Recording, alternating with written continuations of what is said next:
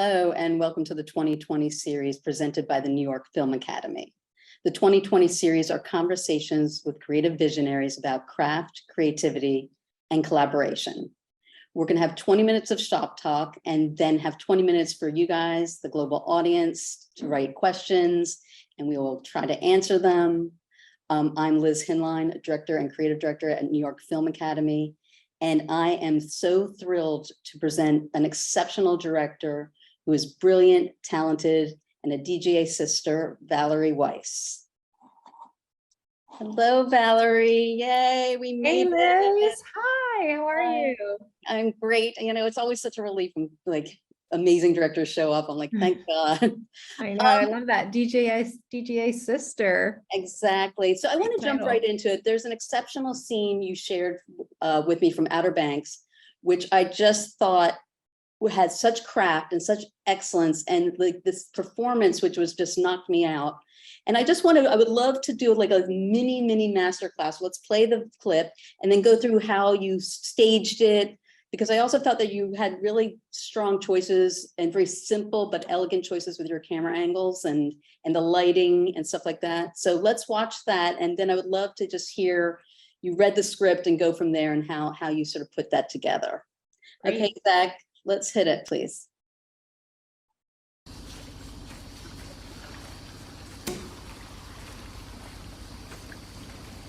What did you do, JJ? I got a jet going straight in my butt right now. Y'all should get in immediately. You hear me? Salute! How much did this cost? Well, with the generator, the petrol, and, oh, hey, express delivery. Pretty much all of it, yeah. All of it? Yeah, all of it. You spent all the money in one day? Yeah, burned a hole right through my pocket. But I mean, like, come on, guys, like, look at this. Finest in jet-based massage therapy. That's what they told me. Pete, what? Can a man have a little luxury in life? Come on, all this scrimping and scraping. I mean, like, guys, you only live once, right? Enough of this emotional shit. Get in the cat's ass. Come on. You know what? The cat's ass. That's what I named her. Oh, hey, yo. I almost forgot. Huh? Yeah, that's right. I know. Disco mode. That's right, baby. Are you kidding me? You could have paid for restitution. Or literally given it to any charity. Or better yet, you could have helped us buy supplies to get the rest of the gold out of the well. Okay, well, you know what? I didn't do that. I got a hot tub for my friends. I got a hot tub for my friends. You know what? No, you know what? Screw friends. I got a hot tub for my family. JJ, I got this for you guys. Look what I did for you. All right? Look at this. Look at this. JJ. No, you stop being emotional. It's fine. Okay? I mean, it's sweet, right? Everything. Let's just get it. Who's gonna do it? I can't think of it. I was gonna kill him.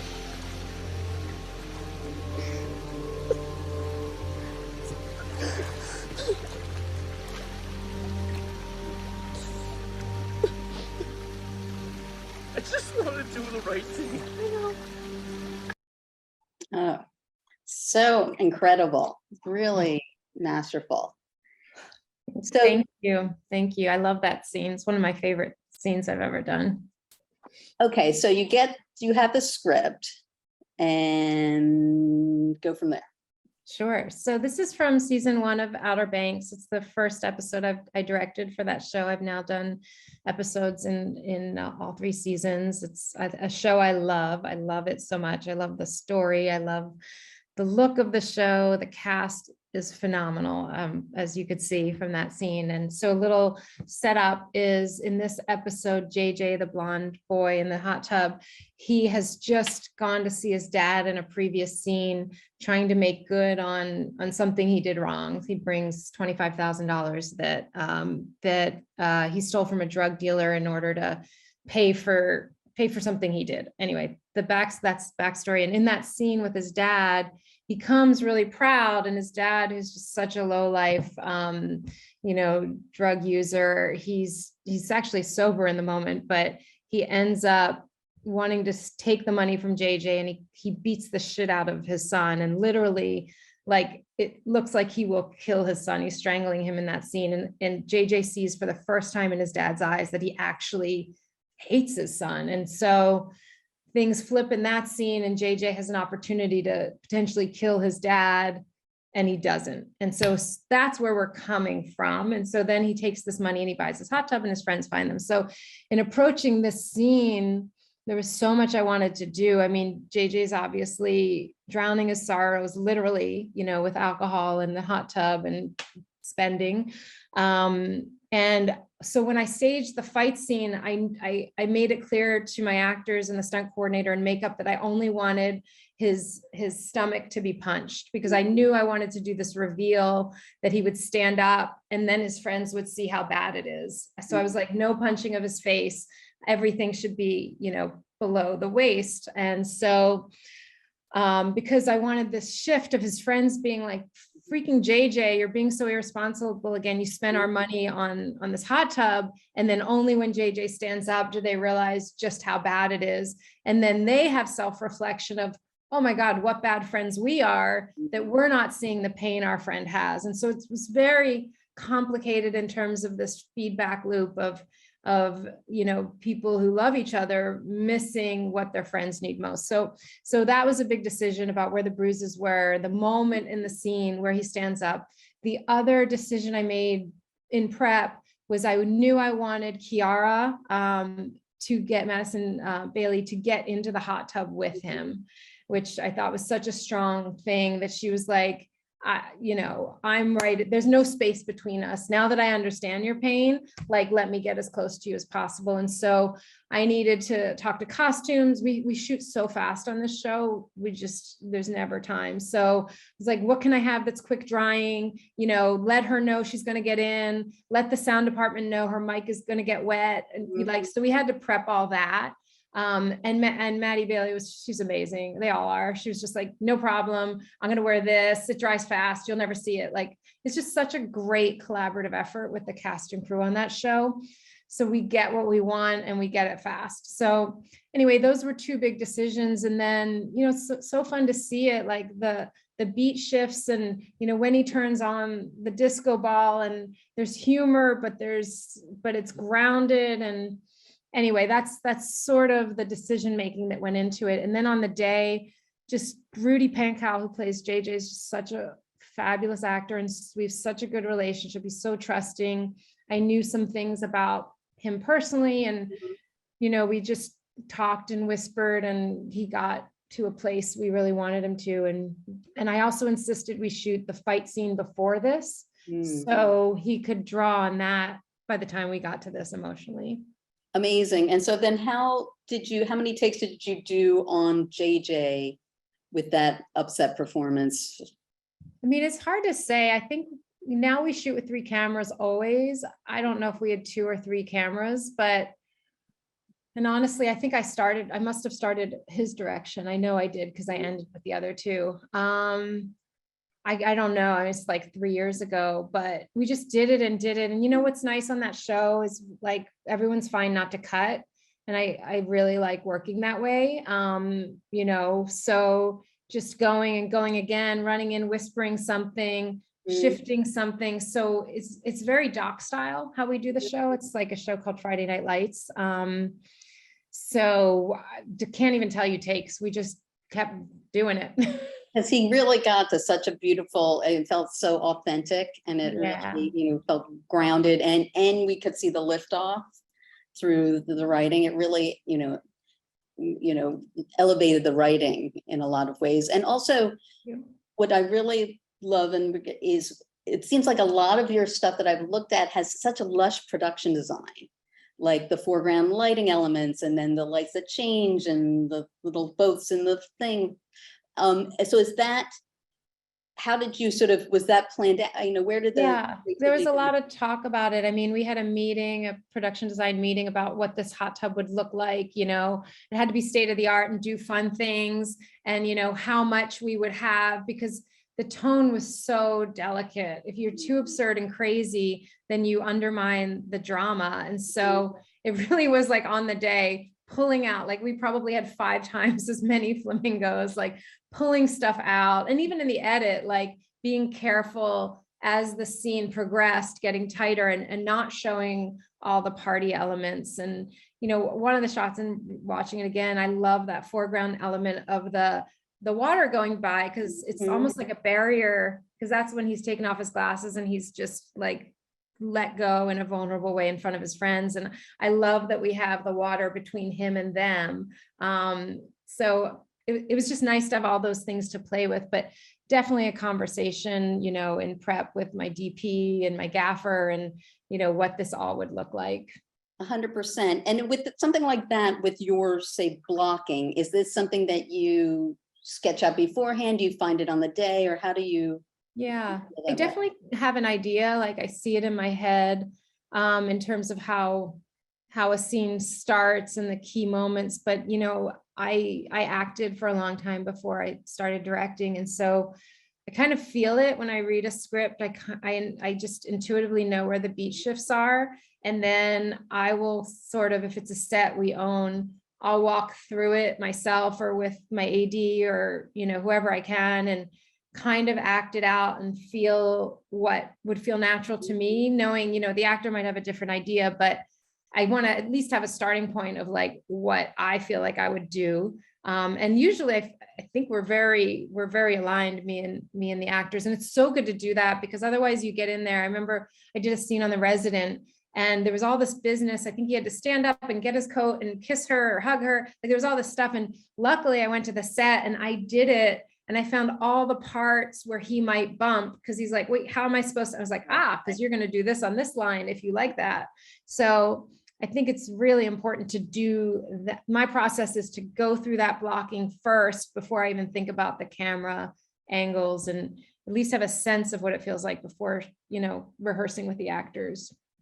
And do you feel like when you're delivering a scene, do you feel like you have to do other coverage than feels right to you, or just to make sure that other people are happy, or how do you accommodate for that? I mean, I think it depends on the show. I mean, luckily these days, the shows I'm doing, they're very aligned with my sensibility, but there's also a lot of trust in, a visual style. And so, I'll definitely have an idea of how I want to start the scene or what the transitions are, or a key shot will occur to me. Like, when he stands, seeing the bruises, and, I'll always have an anchor shot that I will have specifically. And then I'll build around there. But, it really depends on the show. Like on Outer Banks, we always get these beautiful big wides on 150 millimeter lens, and we get our drone shots. Well, we get everything,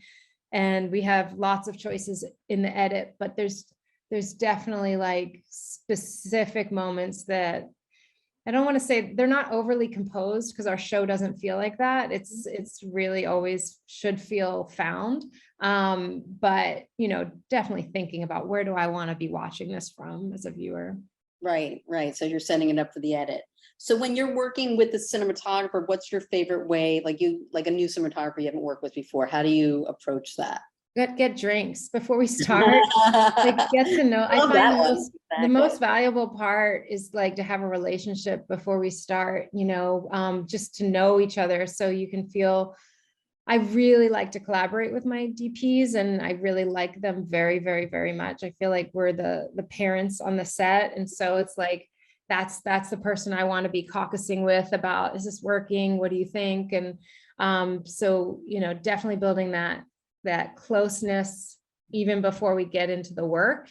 And then, my favorite thing is if we have time to do a page turn, I just love to sit with them in the office and just talk about what each scene's about, like what's the arc, and make sure they understand the arc from an emotional storytelling perspective, which, oftentimes they're reading it for something different. So they really appreciate knowing that. And then Right. we can talk about potential blocking, and we'll do overheads or storyboards.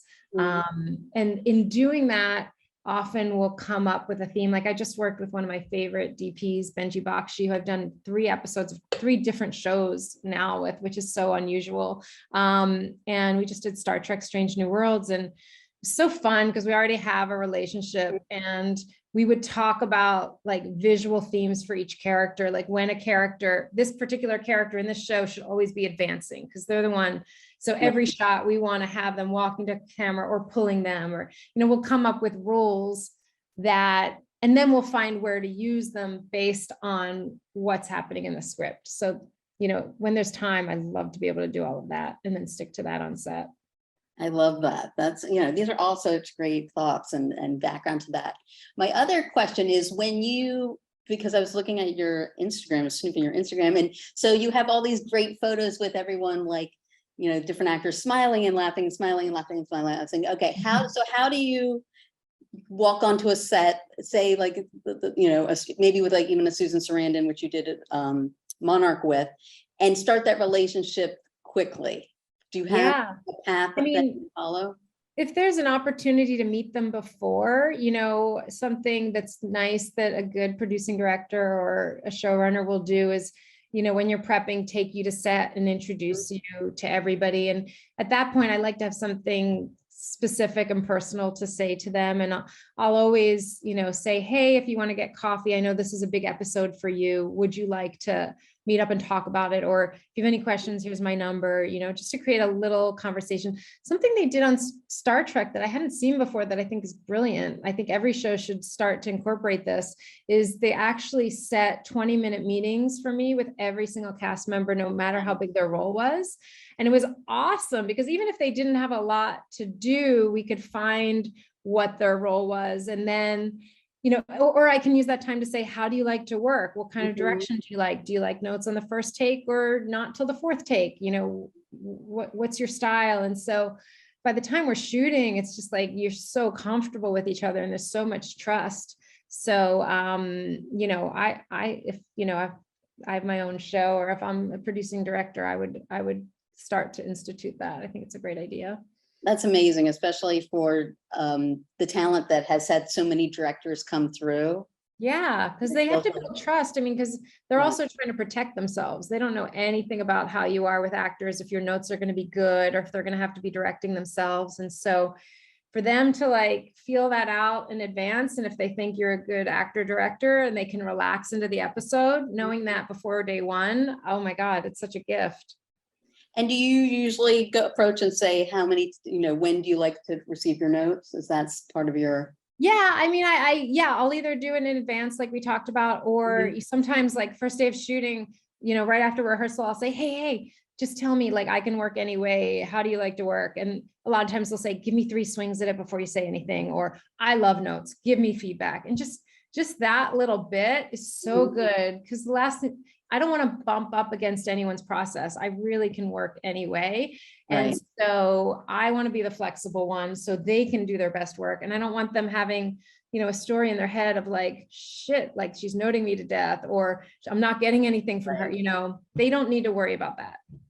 Right. And so then cutting over to your amazing Mixtape movie, which again, it was just totally lush and fun. Let's play the trailer, Zach, and then I want to talk about working with younger talent. How about this one? Looks just like the one I have on. No, it doesn't. This one's yellow. How come you live with your grandma? My parents are gone. They died when I was 2, so I never really got to know them. Good, stay in school. How was your day? Same as usual. Same is good. Mom and Dad. A message from your parents. The tape broke, and now I want to get the songs. I think I can help. It's this new thing called Napster. I need to listen to it the way my parents made it. It's like mixtape law. A mixtape is a message from the maker to the listener. Your parents made the mix. Go pester your parents about it. I can't ask my parents. No, stop her crying. Hey, look. One of the girls. Can't believe you're friends with the most badass girl in school. Who the hell are you? Nikki! Hold this while I kick his butt. What's going on? School project phase 2. How many phases are there? One of the girls. You better watch what you say. I can't move my hair. You want to know about your parents? You have to live like they lived. Oh my gosh, this girl's so rad! Do you ever skip school? Where did Nikki go? Hey guys! Let's do this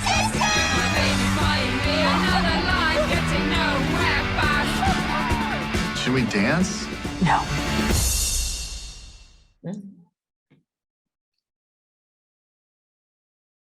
Oh, that's so fun. That looked like that must have been the most fun to make ever.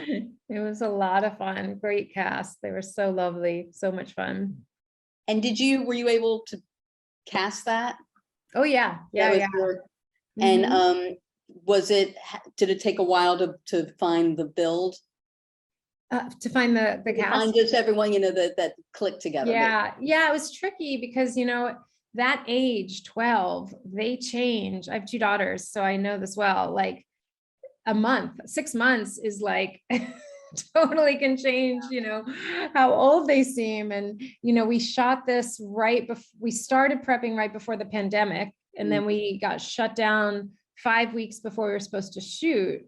And and we were partially cast, but we really had to think about, okay, the girls that are gonna be these leads, like, are they, who's the right age? Because that innocence is really so important. They need to be on the right side of 13, not the more mature side. So yeah, casting was super fun. Also because I felt like, especially with younger actors that aren't as experienced, directing them in the audition was really, really important. And so, and I love, if you can't tell already, I love actors. I love directing them. It's like one of my favorite parts. And so to be able to like get in there and like talk to them, and it was all on Zoom because of COVID, but to really talk to them the way I would on set and just use all the little tricks that I don't even know what they are. They just kind of like free flow out of me and see how they respond. And the lead, I remember her mom said to me, Valerie, no one's ever gotten this out of her. Like, this is magic.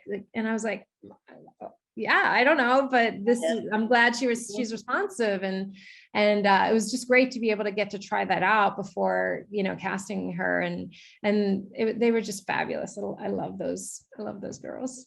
And it was such a, the tone of that film is so interesting because it doesn't fall too into, PG-13. It really is a fine line of where it's carried. Because it's what do they call it? Like family viewing, like everybody can watch it. And co-viewing, yeah, that's the new term. Yeah. So was that in the script, or how did you sort of tune that?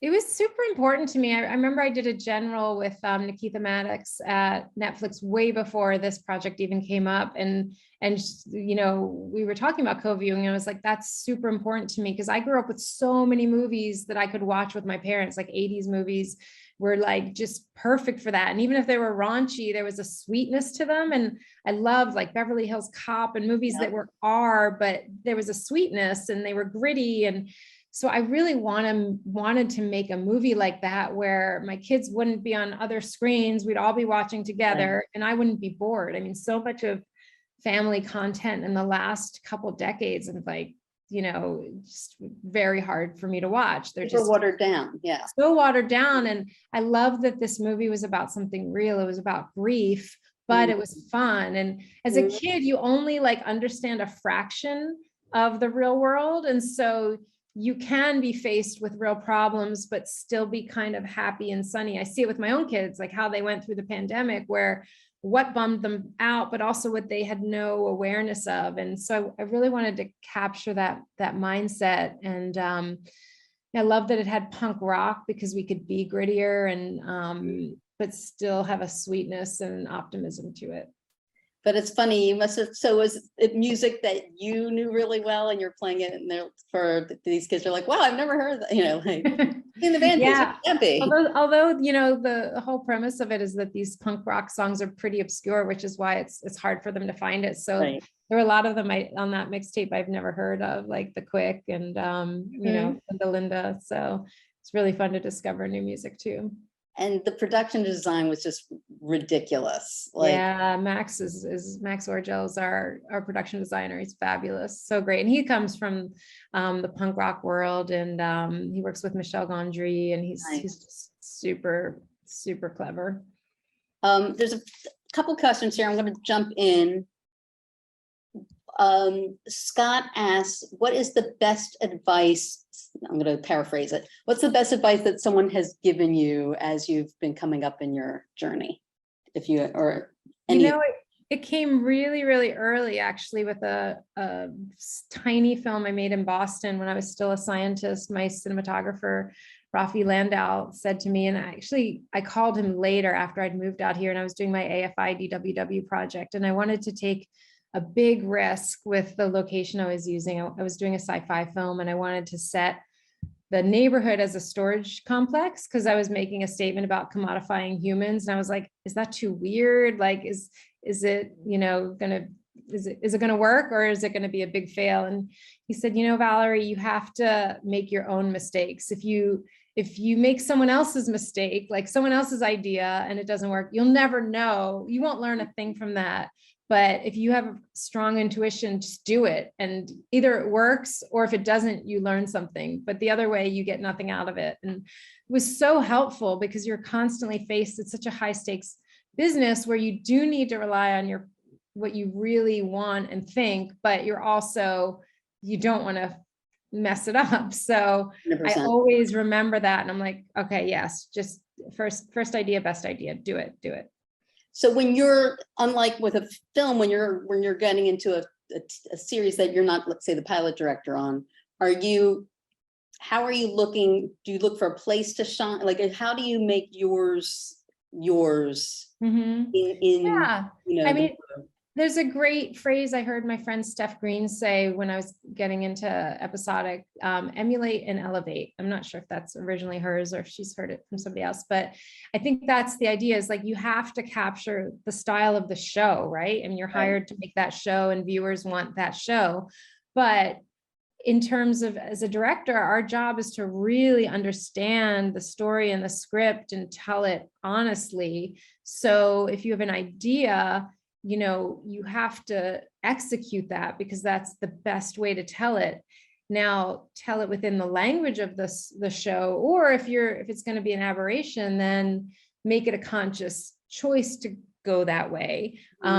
And, you know, potentially talk to the showrunner about it. If you're going to do that, if it's going to be controversial, you don't want to mess up someone else's show. But usually it's a pretty fluid, you figure it out, but you just kind of need to know the bumpers, you know, for the lane that you're walking in. 100%. And you're so elegant and sophisticated in your manner and being out in the world. Is there anything that gives you like a little bit of like heart flutter, like either anxiety or, you know, that you have to work through?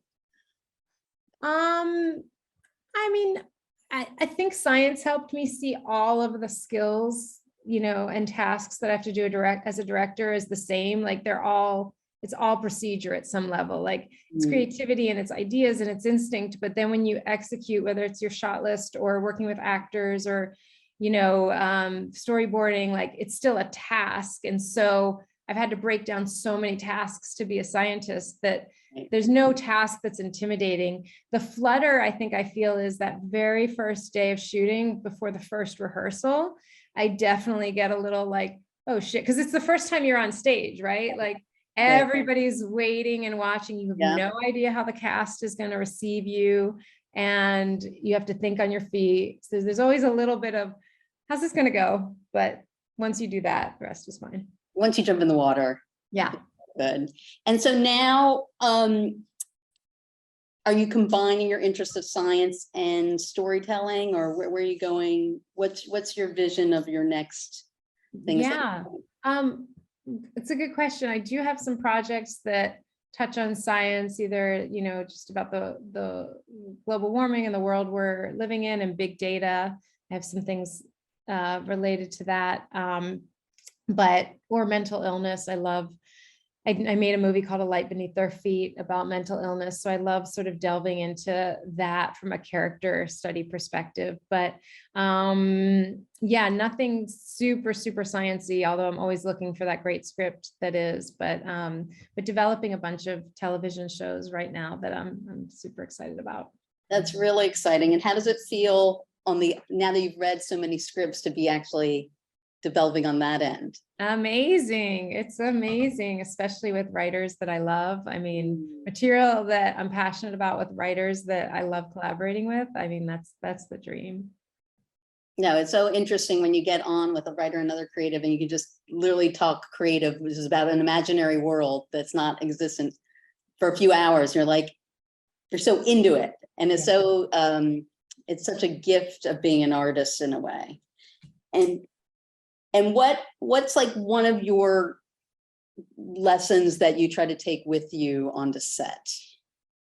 I think it's important to look at everything, every experience you have, especially as a guest director on episodic, as a learning, not a learning experience, that doesn't sound quite right, but looking back, everything's an opportunity to understand your craft and the business better, because TV's tricky, right? It moves fast and it's very high stakes for the showrunners, for the buyers, for the network to get eyeballs, and, you know, various experiences and outcomes can happen. And every single thing that you go through will only help you later on another episode. You'll be able to use it like, oh, you know, this actor, for instance, an actor, you could say this actor and I disagreed about this blocking, and I let them win. And then I got in the edit and I was like, well, the scene wasn't as good. So next time, fighting harder to get what you want, or saying, let's do it both ways. So you have the choices, but never, I think it's totally not constructive to beat yourself up, or I should have done it this way, but rather, because you would never know, because there's no perfect right choice. There's consequences to whatever you choose. So instead, looking at it and saying, okay, I've been through this, let me try it this way this time. Yes, experience does teach it all. Okay, we're gonna jump, we have like time for one more question. Did you ever, this is an interesting question, because she asked, did you ever have to deal with imposter syndrome because of your background in science as you worked as a director? I don't know. I mean, it's interesting because I remember doing a little seminar with Maddie Klein, who's on Outer Banks, and talking about imposter syndrome. And I think, you know, I think it's just inherent in doing these big jobs. Like it makes everyone nervous. So I don't, you know, I mean, there's so much associated with being a woman and imposter syndrome, but I kind of think when something really, really matters to you, you feel nervous, and that's a driver that makes you do your homework and work harder and not want to embarrass yourself. And so I know it's a thing, but I don't know that it's, I don't think of it as imposter syndrome. I just think of it as it really matters to you. So do your right. So you care, you actually. Yeah, and I think I think everybody feels it. And when you stop feeling it, then you're not challenging yourself enough. Then you're maybe doing the same thing over and over again. And it's time to step it up. Exactly. So we're coming towards the end of our amazing show. Where can people find you, or if they wanted to look at your work, or? Yeah, oh, good question. I mean, for my work, IMDb has all my episodes. Mixtape is on Netflix. It's available. Outer Banks, Netflix. My Instagram is at valerie.weiss.director. So that's a good place to find out what I'm up to and what's going to be airing. And see Valerie with happy actors. Yeah.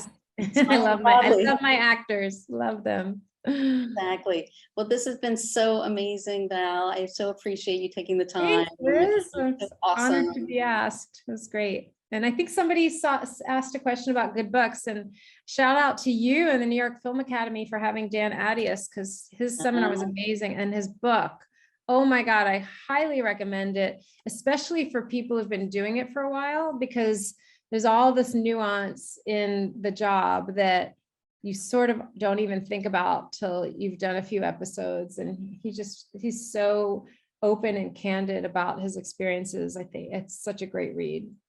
Excellent. Yes, we love Dan.